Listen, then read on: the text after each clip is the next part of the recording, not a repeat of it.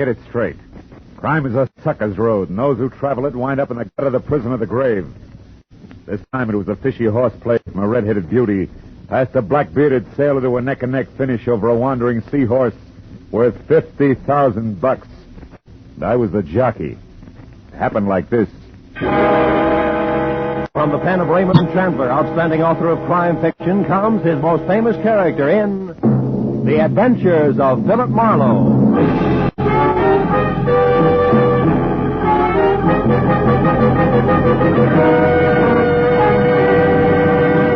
Now, with Gerald Mohr starred as Philip Marlowe, we bring you tonight's exciting story, The Seahorse Jockey.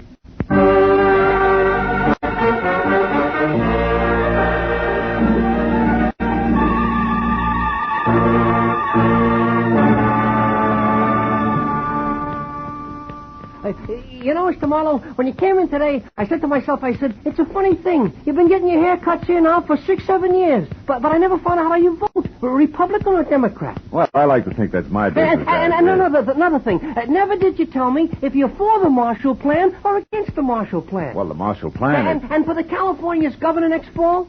Well, there's no doubt in my mind And the income tax... sit back, please. Yeah. Now, the income tax is fair or it's not fair? Well, eminently... How come all this stuff, I don't know, what is your opinion? I can't imagine. Of course, my opinion, I tell people. I say political party is a matter of getting to... Oh, excuse me. Saved by the bell. Oh, Alvin's barbershop. Alvin speaking. Oh, Mr. Marlowe? Yes, he's right here. Hold on, please. It's for you, Mr. Marlowe. Always interruption, ain't it? You're so right. The 60, well, never mind. Hello? Mr. Marlowe, this is Mrs. Laura Demerest speaking. Oh? Thank goodness I've finally located you. Now, you're to come out to my place at once. Pacific Palisades, 1312 Old Tower Road, and your plane leaves in 2 hours. Now, wait a minute. What plane, Mrs. Demerest? Why? What's this all about? The seahorse. I'm going to sell it, Mr. Marlowe. My mind's made up. The sea witch? A seahorse, Mr. Marlowe. It's a brute, 6 inches high and set with precious stones, which a San Francisco dealer is anxious to pay $5,000 for. Well, look, Mrs. Demerest, The dealer's flying to New York tomorrow, Mr. Marlowe, and also my doctors say I'm living by sheer willpower alone. Hence, my decisions must be made quickly. Now, the terms of the deal are cash, so please be sure that you're armed. And the money will be returned here to my stepdaughter, Jillian Demerest, unfortunately. Oh, you don't approve, huh? No. However, I'll abide by my late husband's wishes. Jillian is to be provided for. Now, no more questions, sir. Just hurry. You'll be paid handsomely, and when you get here, Mr. Marlowe, use the back porch. I'll be in my bedroom. The other doors are locked. You're alone, Mrs. Demerest? No servants? I'm merely sick, Mr. Marlowe, not dead. And since I've just fired Elmer Ferris, who was called a lawyer, but it was actually more of a baboon, we'll be able to talk. Now, hurry, Mr. Marlowe. Please be punctual. My new lawyer is due here at 4:30. I'll finish up and be ready for you at exactly 5. Is that clear? I've got one question. Were you ever a barber? Goodbye, sir.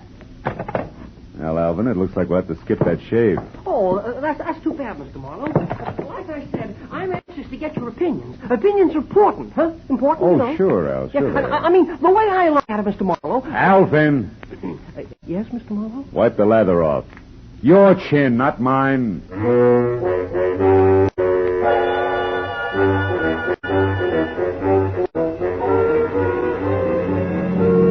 Pacific Palisades, my new client's home at 1312 Old Town Road, was 40 minutes from L.A. The house was Victorian style, solid, made of wood, 2 stories high, and squatted close to the edge of a sun-baked cliff, 200 feet above the ocean. I parked behind what must have been the first Pierce Arrow ever made, and started slowly along a gravel path that led to the rear, until I heard it.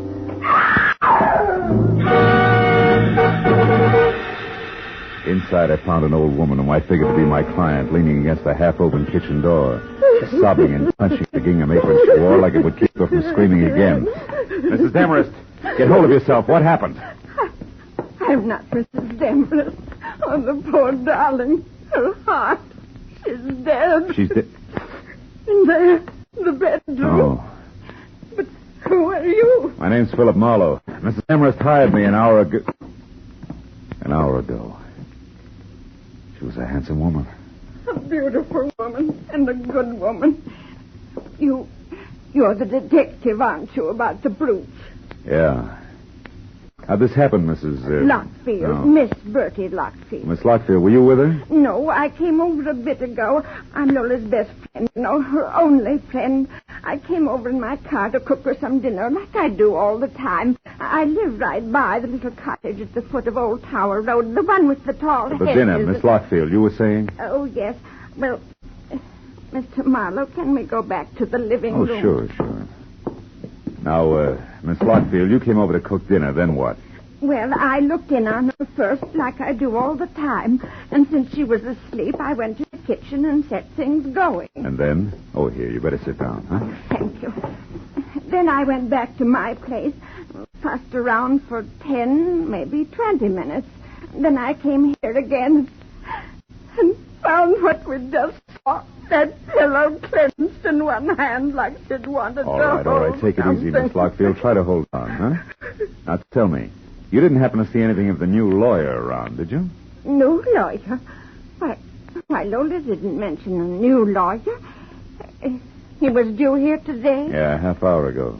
Might help if we knew his name. Why, Mr. Marlowe? Mr. Marlowe? Surely you don't think there was, well, foul play? I don't know, Miss Lockfield. But for one thing, the position of the pillow seems kind of cockeyed to me. Yes, but who on earth would want to... Oh, no, not Jillian. It couldn't be. Mrs. Demerest was quite clear about Jillian. Jillian hated Lola, Mr. Marlowe, but Jillian isn't a killer. Yeah, well, maybe nobody's been killed. But tell me, Miss Lockfield, did this stepdaughter, this Jillian, know that she was getting the money from the brooch? Oh, no, I doubt it very much. Although she did know that Lola had it, of course, and what? And that Lola's money was dwindling, Mr. Marlowe, and that she was selling her possessions one by one. Uh-huh. And therefore, Jillian might think that the seahorse brooch was hers by right of inheritance, huh? Yes. Tell me, Miss Lockfield, do you know where Mrs. Demerest kept the brooch? Oh, yes, in the bedroom. I'll show you exactly where. Come. All right.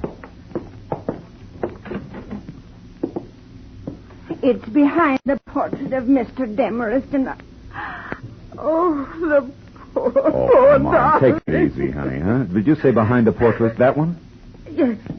There's a panel in the wall that slides. Uh-huh. Move the picture to your right, Mr. Marlowe. Then pull out on the panel edging. You'd better use the chair. Yeah. To the right. And out on the panel edging, huh? That's it. See it? This velvet case? No, those are earrings. The brooch is much bigger. It's in a silk bag, Mr. Marlowe. Mr. Marlowe, don't you see it? No, and I don't think I will. Miss Lockfield, the velvet case is all there is. The seahorse is gone. I called the law and reported both the theft of the brooch and the death of Mrs. Demerest while Bertie Lockfield prompted over my shoulder. After that, I started through the place looking for anything that could possibly give me a lead on the wandering seahorse.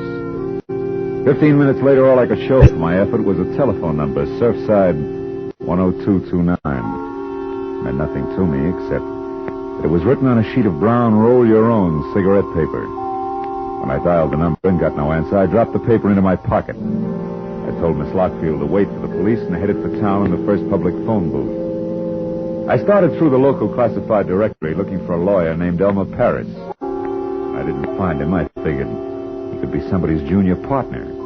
So I began at the top. I scored on my seventh nickel. Calder, Kramer, and McDuff. It was the anchor man who answered. Elmer Paris? Yes, we employ a lawyer by that name. One who was fired by Mrs. Lola Demerest early today, Mr. McDuff? Who ceased working for Mrs. Lola Demerest early today. All right, objection sustained. Tell me, where can I get in touch with Mr. Paris? At his desk here in the office, where he's been all day. Your reason for asking, sir? The answer you just gave me. Now, one last item, Mr. McDuff. Did your firm supply a new lawyer for Mrs. Demerest late today? We did not. And, sir, we never will. Oh? Each lawyer in this office is, first, a gentleman, second, a competent barrister. Literally, Mrs. Demerest has use for neither. Good day, sir.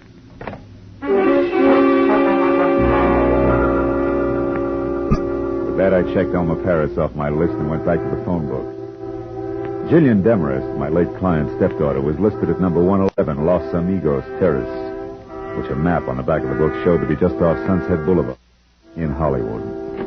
Come in. The girl herself, replete with old fashion, the only thing that was redheaded, maybe 30, and meat and potato curves in either direction. From the waistline, it was strictly rye crisp over lettuce leaves. Sit down. What's your problem? Well, I got some bad news, Miss Demerest. Don't tell me. It's my income tax. I've been caught lying. It's your stepmother. She's dead, Jill. Oh. That's too bad. Yeah, well, try not to go to pieces, kid, huh? Look, I didn't particularly like Lola Demerest. She didn't particularly like me. So, why make a thing of it? Because the seahorse brooch has been stolen. You're kidding. Don't try brushing that off, because it was supposed to be sold today with the proceeds to go to you. You're a liar. Private detective. I hired Jill to fly the brooch to a San Francisco dealer, and I found out it's really worth $50,000. A lot of dough you didn't expect. Okay, Mr. Private Detective. That last crack. It means exactly what? That you could have taken the brooch yourself. Try me again. Surfside, 10229. Stop pushing and start listening. If Lola intended to sell the brooch and give me the money, it was for one reason only. My father wanted it that way. So? So do I. And now that you're without a client, maybe you'll work for me. I doubt it. I write and get paid well. 5,000 words a month for a pulp magazine. Torrid stories. It figures. Pays off nicely. Be worth your while. You want to help me? Suppose you're lying and actually stole the brooch yourself. What then? Then you handcuff me to the nearest cop and run for mayor on the Let's Clean Up Local Crime ticket. Now, is it a deal for, say, 1% of the 50,000 if I get it? 0 if I don't. 500 of fun, huh? Mm-hmm. Yeah, okay, Jill, it's a deal. Good. And for a starter, do you happen to know who Mrs. Demerest's new lawyer was? New lawyer? I didn't know the old one had been fired. I didn't say he had. Could have quit, you know. Nobody ever quit working for Lola Demerest. It wasn't her nature. Oh? No. Will you please stop barking at me and go out and bite the guy with the brooch? You look like you could do a good job of it. For $500. Yeah. But just think of the opposition, Jill. It's snapping at 50 grand.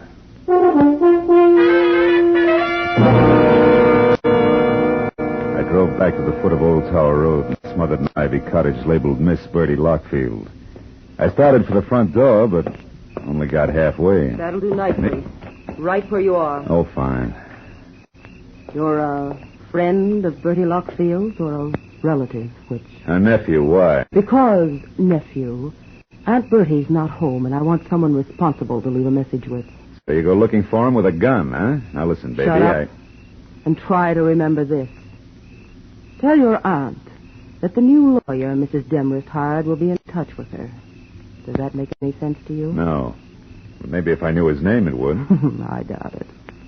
Now, nephew, without any fuss, let me have your car. Hey, now, wait a minute. Come on. You'll find your car a block away from here where I left mine. Give? No. Happy motoring. Thank you, nephew. And don't forget the message. She backed away again into my car and started without once taking her dead, fish-cold gray eyes off me. When she jerked away from the curb, it was too late for me to do anything but swear and start walking to my car. It was where she said it would be, so I got in and sulked as far as the first public telephone. It was time to try Surfside 10229 again.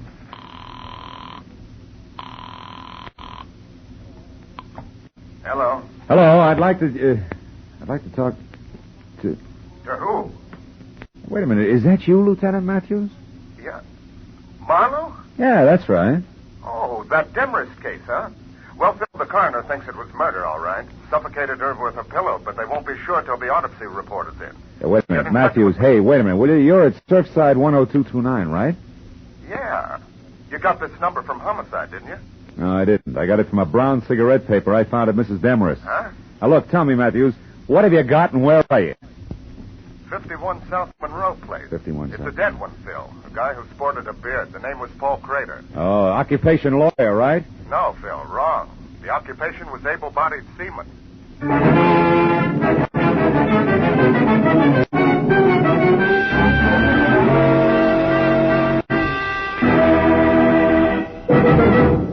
In just a moment, the second act of Philip Marlowe. But first, Dr. Christian's latest patient comes up with a new problem for the kindly small-town physician this Wednesday. And it's the case of a man who's about to be evicted from the place to which he's come home to die. Add to this, the patient is an exceedingly lively, rip-roaring centurion. And you have the makings of a highly dramatic, amusing yarn. Dr. Christian, starring Gene Herschel, is heard every Wednesday on most of these same CBS stations.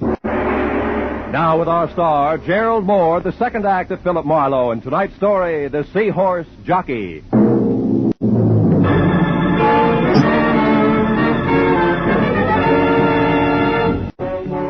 I was 30 minutes getting out to the address Matthews had given me. The neighborhood around Surfside looked like it had been pushed together from scraps that had washed in from the sea. And number 51 Monroe Place was no improvement. It was a corroded little frame house surrounded by a picket fence, with most of its front teeth missing. I parked in the red glare from the squad car's spotlight, and as I walked past the sagging gate, I could hear Matthews inside. Oh, hello, Marlowe. Come on in. But don't fall over the late Mr. Paul Crater there. Oh, that's him, huh? Doesn't look much like a sailor to me, Matthews, in spite of his whiskers. What do you expect, bell-bottom trousers? All right. Those guys wear suits when they're short like anyone else. He was shot twice, Phil. Once in the stomach, once in the chest. Dropped right here in front of the door, huh? Yeah. The way it looked, somebody came up and knocked, and when Crater opened the door, they let him have it. Got a line on him? Well, he was a nice, quiet guy, apparently. Lived there with his sister, Helen. As far as we know, they got along fine. We're still trying to locate her. He worked around here someplace, but we don't know where yet. But what about that Demerest business? Oh, that. Well, Oh, wait a minute. Oh, okay. Matthews. Yeah, Tony. I see. Jug Nolan. As in J-U-G? Yeah. Uh-huh. He is? No, you come on back. I'll check him later, personally. Well, Phil, that answers one question anyway. Crater here worked out of a boatyard on Front Street. What was that Nolan, J-U-G, about? Jug Nolan. He's the bird who runs the shipyard. Oh. Mooney says he's a genuine old sea dog from roll your owns to... Wait a minute. Did you say roll your own? Yeah. Matthews, how about letting me talk to this Nolan before you and the boys move in? Why? I'd like to check the color of his cigarette papers, and I'll let you know. Well, okay, Marlowe. Only keep your chin in. Maybe Nolan doesn't know anything about what happened to Crater here. Unless he pulled the trigger, huh? I drove through the thick smell of seaweed and dead fish that was Front Street for 10 blocks. Before I found a battered sign that read Nolan's. Dangled over the door to a shanty of an office, behind which a tangle of crooked masts stuck up like jackstraws out of a jam of crusty hopes. I pulled into the curb across the street from the place and started to get out. The office door opened, and a man who looked something left over from Moby Dick stepped out, headed across in my direction. As he passed in front of my car, I got a good look at the butt of the homemade cigarette, drooping over a jaw as heavy as the end of an anchor. It was rolled with brown paper. Odds on it had to be Jug Nolan. When he swung on down the street and finally went into a bar, I followed. Hey, sweet. Do it again, huh? Be right with you, Chuck. Snap to it. I gotta get... Well, what do you make of it, mate? Something biting you? Not exactly, Jug. I was just wondering how well you're acquainted with Lola Demerest. Demerest? Yeah. Well enough to know she's got vinegar in her veins instead of blood. Aye. The old crackpot something to you? No, not now. She was my client earlier tonight. I'm a private detective. Name's Marlowe. Now, keep it. You were up to see her today. I'd like to know why. Go ask her. That's a little tough now. She's dead. Yeah? Well, better late than never, mate. Miss her, do you? I can stand the strain. What was your business with her? Boats. Sure it wasn't seahorses? Don't talk bills to me, mate. I said boats. 2 rusty, rotten scows covered with barnacles enough to sink 'em in another week. But to hear that old gal talk, you think each one was the Queen Mary. Hey, Swede! Yeah? Pour me that drink. Okay, Jug. Here, what's yours, mister? Scotch, Johnny Walker. Take them both out of this. No, you don't. I'll buy my own. And I'm tired of your questions, mate, so all out. Here, Swede. Suit yourself. Maybe you can bear up on one more question, Nolan. For you, maybe it's easy. Who killed Paul Crater? What was that? Somebody put 2 bullets in Paul Crater in front door of his house. I just came from there. Paul, dead. Now, if you're lying to me, mate, I'll tear you in two. Get your hands off, Jug. Why would I lie? The cops know who did it? Not yet, but they will. I'll find out about this and in a hurry. Slow down, Nolan. There's no rush. Fred is going to be dead a long time. I want to ask you... Get out of my way! Look, Nolan, I said I wanted to... Never mind. Okay, Commodore, help yourself. Nolan's ponderous right fist was cocked when I changed my mind, but that wasn't what did it. Over his shoulder, I'd spotted a familiar face. Detective Lieutenant Matthews leaning at the end of the bar and studying his thumbnail intently. As Jug stamped past him and out the door, Matthews jerked the intriguing thumb at a thin, sandy man working a pinball machine, who suddenly lost all interest in the game and left abruptly. And Matthews sidled down the bar toward me. Sorry to step on your heels there, Bill, but we found out that Nolan has 2 judgments against him for assault. Got a very dangerous temper, it seems. Well, you saved me a split lip. Did you hear all of it? Enough to convince me that Jug Nolan didn't do it, but we'll tag him just to play safe. Oh. Chances are he's heading for Crater's house now, which should just give me a good chance to go to his place and look around. Uh-huh. I'll see you, Marlowe. Yeah, so long, Matthew. Something else for you, mister? No, thanks, Swede. Unless you can tell me why so many Surfside sailors grow Van Dykes. I wondered myself. Maybe it's to hide those dirty collars. I don't know. Hey, Sweet. Couldn't stand the city gas. Hey, here's one with a beaver now, mister. Why don't you ask him? No, it's not that important. Come on, let's go, Sweet. Set me up some rye whiskey. Okay, all right. Say, Dusik, this fella here wants to know why you sailors grow those chin whiskers. Yeah? Skipper, I'll tell you. A sailor's got to have something to do on his away of spare time at sea that don't take up too much space. Yeah, well, I guess it beats bike racing. I'll see you, Dusik. Hey, wait, I want to tell you. I went to town today looking for nothing but a change of scene in a chubby blondie shirt, see? And what happened? Yeah, well, that's fine. Some girl takes a look at my bed and thinks I'm a college professor doing I couldn't throw her out with a blowtorch. Yes, the next one runs for her life because she takes me for a judge. And after that, I'm just getting around... Hey, wait a minute. Hold it, Dusik. Huh? Did you say judge? What's up, Skipper? You losing your rudder? Just the opposite. You've given me an idea that'll work. On what? 2 murders, a beautiful sneer, and a missing seahorse. It's wild, but it's beginning to make some sense. So long, sailor. I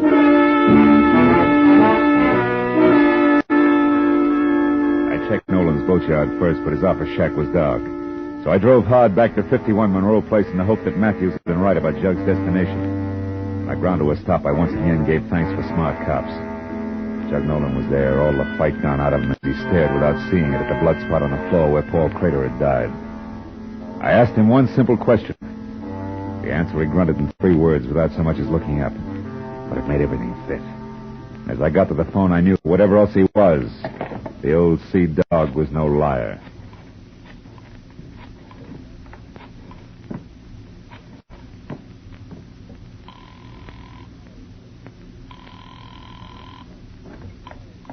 Hello? It's Marlowe, Jill. Oh, I've been waiting for this. What is it? Money or fun? All depends. Now listen close. I've got to have some help right away. What's wrong? Where are you, Phil? It doesn't matter, but this does. Get hold of that friend of your stepmother's. What's her name? Bertie Lockfield. And both of you meet me at your stepmother's house as soon as you can make it. It's important, baby. Don't fail me.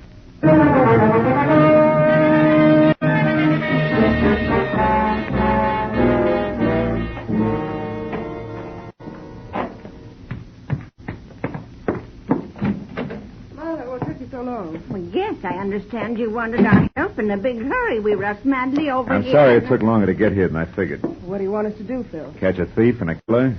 You see, I'm positive now that whoever got away with that jeweled seahorse also held that pillar over Mrs. Demerest's face until she died. Then went on to kill Paul Crater in Surfside. 2 murders? Killers have that advantage, baby. For 1 murder or a dozen, the price is the same. Oh, I don't understand, Marlowe. Does the second murder have something to do with my stepmother's death? They follow like links in a chain, Jill. Lola Demerest called me at 4. She was expecting a new lorry at 4:30. When I got here at 5, she was dead and the jeweled seahorse was gone. However, the circumstances indicated that somebody who knew her had done the work. Then you don't think the new lawyer was the one No, but I do think the new lawyer came in, just as I did later, through the open back door.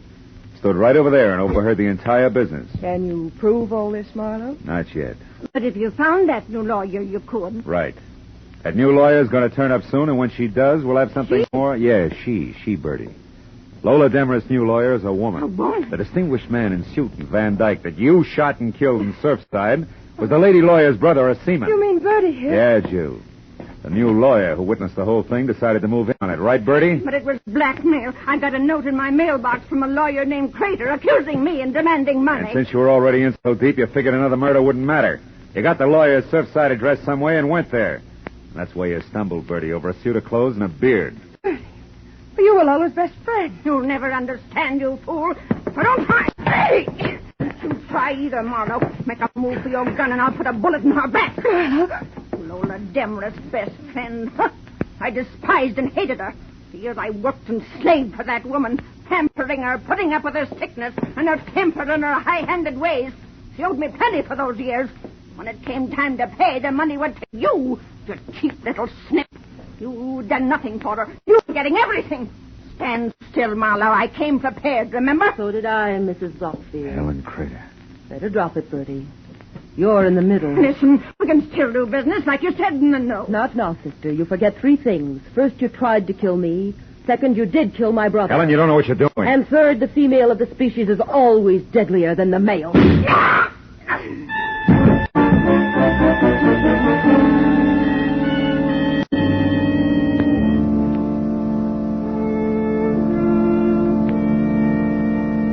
Well, Matthews, that's about it. Yeah.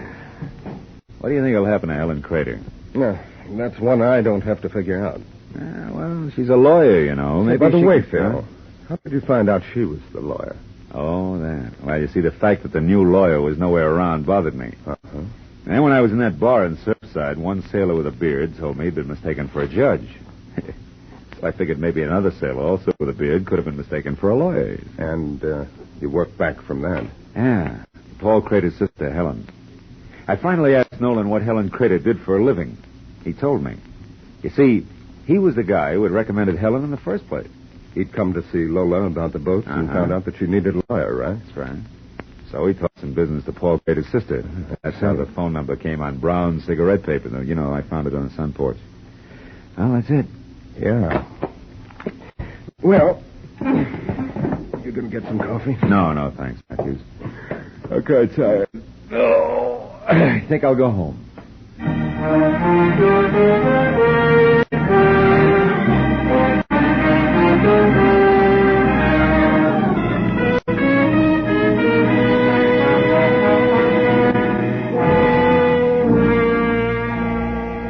It's almost 3 in the morning. Silent, sterile hour at the short end of a long, long night. Everything that happened had been because of a jeweled seahorse. An ugly little replica of an ugly little fish. But then, as I thought about it, I realized that the trouble wasn't because of the seahorse. It was because of the people. Bertie Lockfield, Helen Crater, Lola Demerest. That's always the trouble. People. Yeah. To coin a cliche, it takes all kinds of people to louse up the world.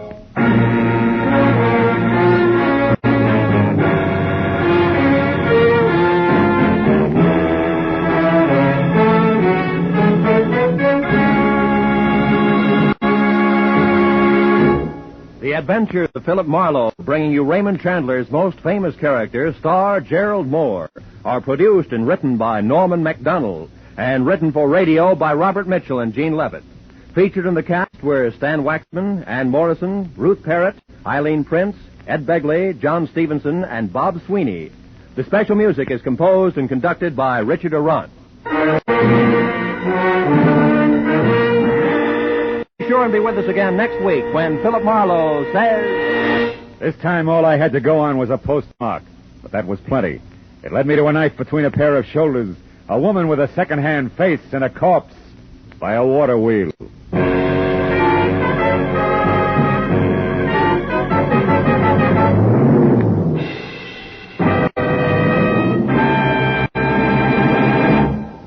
There'll be some grand singing on CBS this Wednesday night.